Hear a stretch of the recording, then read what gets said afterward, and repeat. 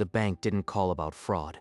They called about a pattern that ended in zip codes that didn't match any known grant recipients.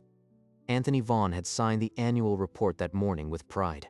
By noon, he couldn't unsee the cracks in his wife's empire. The Bright Futures Youth Foundation. 9 years of his silent backing. $4 million distributed across 3 states, according to the glossy pages. Mr. Vaughn, Thomas Peterson, branch manager, there's something you need to see in the foundation's accounts. Something? I just signed the annual report. Everything's accounted for. The money moves in perfect circles, Mr. Vaughn, in and out of accounts in 3 different states, always ending in zip codes that don't correspond to any of the programs listed in your wife's filings. Anthony's hand found the armrest of his chair. He watched his knuckles go white. What are you suggesting? That there's been a mix-up? I'm not suggesting anything yet. I just think we should sit down before anyone else sees these numbers. I've cleared my Wednesday morning. Wednesday. I'll be there. He hung up and stared at the annual report. The children on the cover beamed up at him. For the first time in 9 years, he wondered if they were real. Look here. The money enters Bright Futures. Then within 48 hours, it funnels through a series of shell accounts. These LLCs are registered in Nevada, Montana, Oregon, none of them within 100 miles of any grant site. The neat rows of numbers felt less like bookkeeping and more like a coded message. 22 years in this chair, Mr. Vaughn. I've learned that a pattern this clean rarely means innocent mistakes. Print everything, from the day the account opened. He walked out with the envelope heavy under his arm. By the time he reached his car, he was already dialing Michael Brochure. Anthony, it's been years. What's going on? I need a forensic accountant, someone who can follow money that doesn't want to be followed. Michael didn't ask why. He just gave the address of his office and said to come by early. Bring what you have. I'll get started before anyone knows we're looking. That evening, Deborah Vaughn poured 2 glasses of Chardonnay and spoke of the foundation like a mother recounting a child's report card. We just passed our mid-year audit with flying colors. The donors are thrilled, Anthony. The new center in Portland is going to serve 300 kids. 300. That's a lot of oversight. Who handles the financial controls on that project? Oh, we have our regular consultants. Richard's firm helps with compliance, and Leo manages the property acquisitions.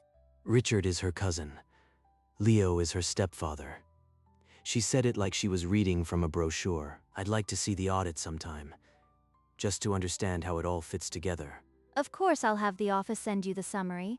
But honestly, darling, numbers bore you. Why don't we just enjoy dinner? He watched her take a sip of wine, and for a heartbeat, the practiced warmth in her voice felt like a door locking. She's lying. She's been lying for years, and I signed those reports without a second glance. He excused himself to his study, closed the door, and opened the drawer where he'd hidden Thomas's printouts. The gala was a spectacle. Chandeliers, a quartet, donors hanging on Deborah's every word. For the first time, Anthony saw the stagecraft. He stood at the back, his tan blazer a quiet protest among the gowns, watching his wife command the room. Because of you, 10,000 children have a future. This is the power of Bright Futures, and this is only the beginning. Behind her, a slideshow of laughing children flickered. Anthony's stomach tightened. He'd seen those same perfect smiles in the annual report. Stock photos. No real children have teeth that white. Not one of those kids is real. I'd bet everything on it. The donors erupted. He didn't clap.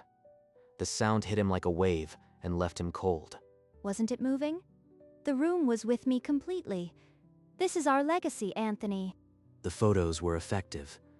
Who took them? Which programs? All over. The team has a gift, but let's not talk logistics. Just enjoy. He slipped out before the main course. In his car, he dialed Michael. Give me something concrete. I can't watch this any longer. The next morning, Anthony walked into Michael's office.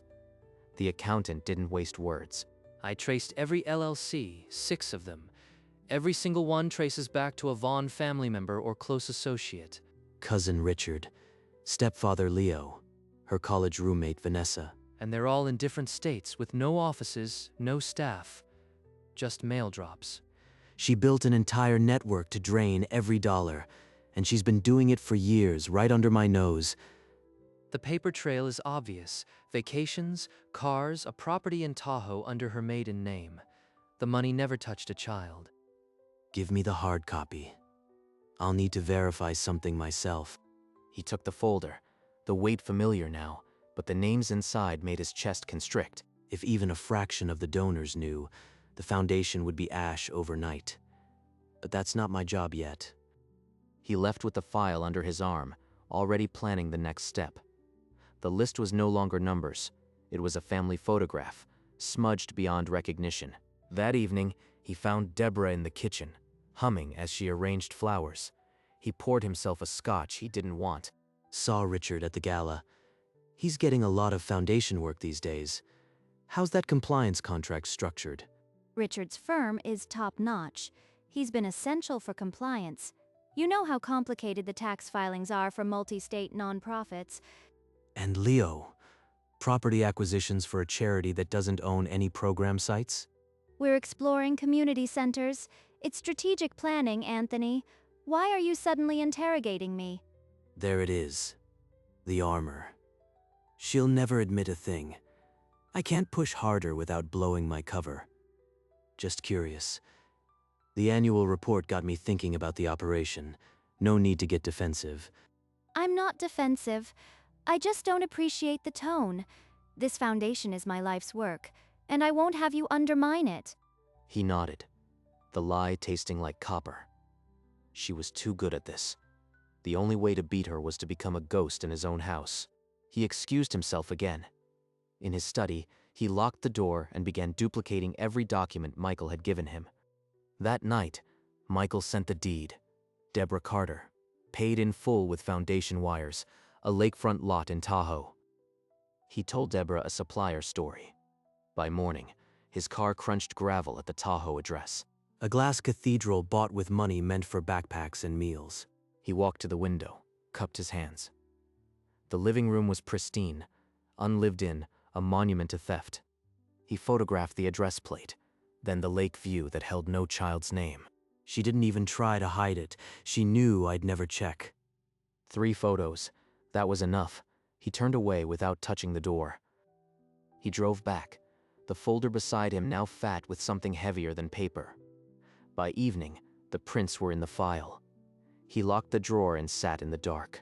One more piece, and I'll bring her whole empire down. Anthony didn't wait for another call. By the next afternoon, he was back in Michael's office, the Tahoe photos still burning in his pocket. I finalized the reconciliation. Last year's campaign brought in $412,000. Guess how much reached a verified child program? Tell me. $7,800. Barely 2%. The rest vacations, a Porsche, and that Tahoe palace. 2 cents on every dollar. The rest, a family payroll. Michael turned his monitor. The stock agency page loaded. The same children from the brochure beaming. Bright Futures listed as the licensee.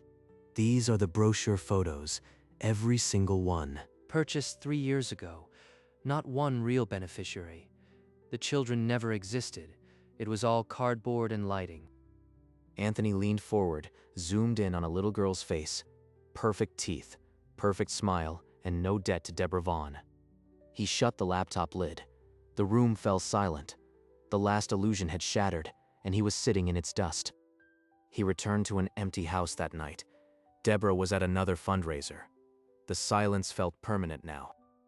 The wedding album still smelled like cedar. He turned to a picture of her laughing on a beach, 30 years younger. Was any of it real? Or was I just the underwriter for her whole performance? A tear gathered in his eye but didn't fall. It sat there, a held breath. He closed the album and picked up his phone. He dialed a number he'd promised himself he wouldn't need. Hypothetical. If someone discovered a nonprofit was a complete shell, what's the first legal step? He listened, asked no follow-ups, and hung up before the lawyer could sense it was personal. Gather everything. Don't confront. Don't tip them off. Build until the file is unbreakable. He placed the album back in the drawer, face down, as if closing a casket. Then he stood, spine straight. Michael's final report will be ready by Friday. I'll wait, and then I'll end it. Friday morning came without ceremony. Michael unlocked a steel cabinet and withdrew the binder. It was 3 inches thick. This is everything. Every wire, every invoice, every stock license. The state will have no questions. The summary page. I need to see it in black and white. He opened it. The first page laid out the totals. 400,000 in, less than 8,000 out. 6 LLCs, 1 Tahoe deed, 0 real children. This page ends her, and it ends us. There's no coming back from this. He closed the binder, hands steady. He thanked Michael, took the copy, and walked out into the sun. In his car, he didn't start the engine. He pulled out his phone and searched for the state attorney general's number. My name is Anthony Vaughn. I need to speak with an investigator about a charity that has been diverting donor funds for 9 years. The receptionist's voice was practiced calm. She gave him an appointment for Tuesday. He repeated it to himself, a promise. He ended the call. On the passenger seat, the Bright Futures brochure still smiled up at him. He placed it inside the binder and drove home. That evening, Deborah was waiting in a dress that cost what the foundation should have spent on a dozen children. "I've booked Aldridge's, just us." Her smile was armor. This year has been extraordinary. Next year, I want to expand nationwide. I'll need your signature on a few forms. Nationwide? With what oversight? The board will handle it. We've never had issues. But I need your support, Anthony. Just a signature. I'm not comfortable signing anything until I've reviewed the finances myself. What's going on with you? You've been distant for weeks. Is there something you're not telling me? She's circling. One wrong word and this whole charade could end before Tuesday. Work stress. Nothing more. I don't believe you. But whatever it is, it won't change anything. I always win. He paid the bill. In the parking lot, she walked ahead without looking back. He watched her back and knew the clock was now ticking loudly. 2 days before the AG meeting, his study phone rang. The voicemail was curt. "Anthony, it's Rick. You've been asking about things you shouldn't. Let it lie." Cousin Rick. Deborah already sent up a flare. He listened twice, the threat settling into his bones. He deleted it and called a discreet security firm. I need someone nearby. Nothing obvious. Just someone to watch. By morning, a plain sedan parked across the street, and in his desk drawer, a digital recorder. If they'll threaten, they'll destroy evidence. I need every word. He locked the drawer. The binder stayed in the safe, but the recorder was always in reach. The AG better move fast. This family's a coil, tightening. That night, he slept little. The house felt like a cage. By morning, the sedan hadn't moved. Tuesday was a day away. He reviewed the binder again, then dressed in his tan blazer and waited. Tuesday. He walked through the granite columns of the Attorney General's office, a plain canvas bag tight in his grip. Inside, Karen Holt was waiting. She had the look of someone who'd seen a dozen fraudulent schemes before noon. This isn't mismanagement. The LLC structure is textbook for diversion. You're sure your wife controls all accounts? Everyone. She signs the checks, approves the wire transfers. The relatives are her hand-picked staff. He placed the binder on her desk. She opened it to the summary page, then the stock licenses, her face hardening. They didn't even try to hide it. I'll open a confidential inquiry today. But I need the original bank records. Copies of everything. The originals are in a safe deposit box. Good. Don't touch them. We'll subpoena. Stay away from the foundation. Act normal, understood? Understood. And my name stays out of the press. It's my only condition. She met his eyes and nodded. They shook hands. He left the binder and walked out, the wait replaced by a clock ticking. He drove straight to Michael's office. The air smelled of toner and old paper. Only the printer hum broke the silence. Here are the originals, check images, wire transfers. I've also prepared the affidavit for you. The spreadsheet glowed with yellow highlights. Each LLC, each amount, each date. The paper trail was complete. The AG needs seamless indexing. How fast can you create a digital copy? Already done. Every file cross-referenced. No one can argue it's not airtight. Anthony took the affidavit. 3 pages, swearing to personal knowledge of fraud. He read each line slowly. This is the line I can't cross back from. The moment I sign, she's no longer my wife. He pressed the pen down. The scratch was the only sound. Anthony Vaughn under penalty of perjury. He slid the affidavit into the front of the binder. Then he placed the USB drive into a manila envelope and sealed it. Michael slid the final package across the desk. It was ready. All that remained was waiting for the AG to act. The morning Anthony delivered the final file. The sky was low and gray, as if the city itself was holding its breath. Inside, Karen Holt's office was unchanged. Evidence boards, stacks of paper, a nameplate. She looked up, her expression unreadable. The binder has everything. Originals of checks, LLC registrations, the Tahoe deed, and my affidavit. She opened the cover. The first page displayed the total. 400,000 in, less than 8,000 to children. This will be more than enough. I'll get the warrants ready. You'll see action within 2 weeks. How do I protect myself in the meantime? She's already suspicious. Don't talk to your wife about anything financial. If she suspects, call us. Stay away from the foundation. He nodded, then shook her hand. The grip was firm, final, a transaction sealed in silence. Outside, his car sat alone in the lot. He turned the engine on, then off again, and stared at the blank dashboard. She'll never know it was me. Not until the handcuffs click.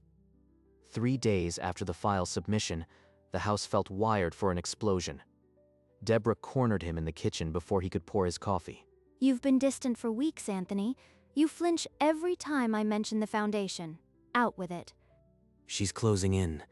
I need a lie she'll almost believe. Some investments turned sour.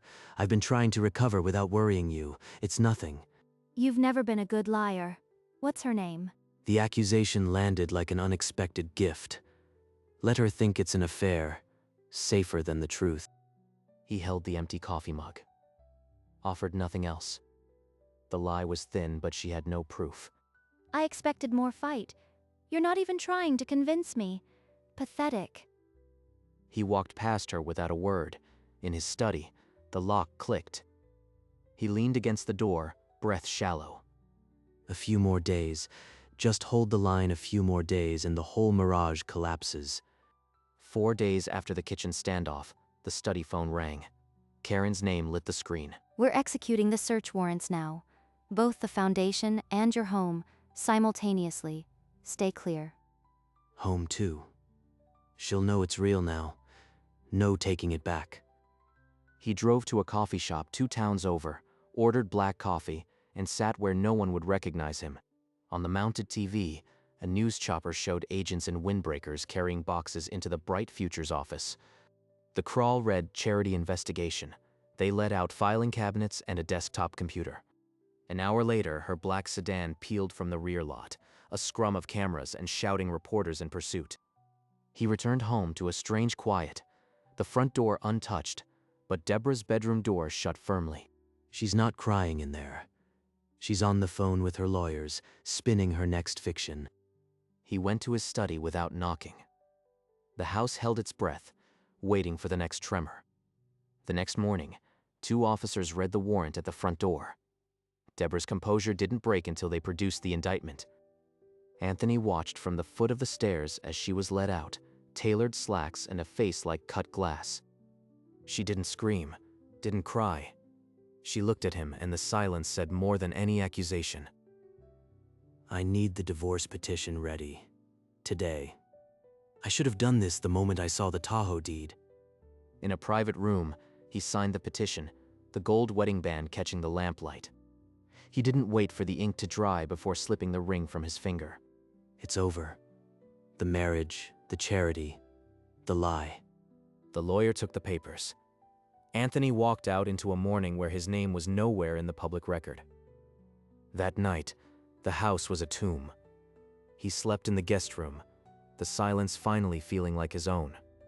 By the end of the week, the state filed formal charges, Deborah Vaughn and 4 relatives. The news broke on every channel. Anthony walked into the courtroom for the preliminary hearing. Karen Holt was already seated, the thick binder at her side. I reviewed the accounts monthly. The routing didn't match the listed programs. I can confirm the signatures are my wife's. The prosecutor asked 5 questions. The gavel fell twice. Then Anthony was dismissed, anonymous as ever. The same week, a seizure notice appeared on the Tahoe house. The cars, the credit lines, all frozen. The empire was cordoned. In the courtroom, Deborah's lawyers signaled quietly. The word was out. They were discussing a plea. Anthony watched from the gallery, expressionless, counting the cost in his head. Probation. They'll give her probation, but the money will go somewhere real. That's all that mattered from the start. The foundation was formally dissolved by court order. 4 family members were charged alongside Deborah, and as the lawyers debated sentencing, a state auctioneer prepared to sell the glass house on the lake. Deborah Vaughn pleaded guilty to wire fraud, her voice steady. The sentence: probation, asset seizure. The Tahoe house auctioned. A developer bid high.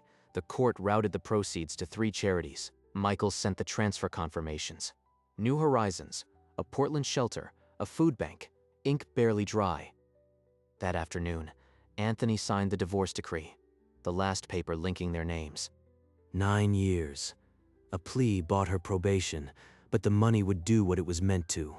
He set the decree on the dining table and sat in her chair, the pen still beside it.